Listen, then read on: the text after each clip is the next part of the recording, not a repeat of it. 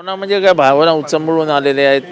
माझा नेता 86 वर्षाचा झालेला आहे आणि तरी महाराष्ट्राला आणि देशाला मार्गदर्शन तर करतो. निश्चितच काल जो दिल्लीमध्ये सर्व पक्षीय नेत्यांनी साहेबांना शुभेच्छा दिलेल्या आहेत. सर्व पक्षीय नेते एकत्र आले होते.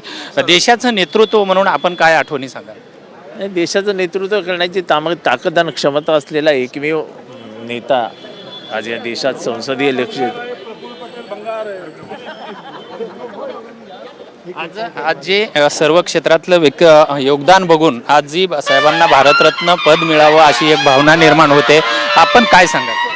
नाही, भारतरत्नासाठी योग्य उमेदवार, लायक उमेदवार एकमेव आहे शरद पवार. तर आपली एक आठवण फक्त सांगा. फक्त एक आठवण काय सांगाल? निश्चितच भारतरत्न या सर्वोच्च पुरस्कारासाठी योग्य उमेदवार जर कोण असेल तर ते शरद पवार साहेब आहेत. आणि अशा अनेक आठवणी आहेत ज्या की मी सांगू शकत नाही. अशा एवढ्या मोठ्या देशासाठीच्या आठवणी पवार साहेबांच्या आहेत. अशा भावना ज्या आहेत ह्या राष्ट्रवादीचे नेते आणि माजी मंत्री जितेंद्र आव्हाड यांनी व्यक्त केल्या आहेत. व्हिडिओ जर्नलिस्ट संतोष कदमसह विजय गायकवाड, TV9 मराठी, मुंबई.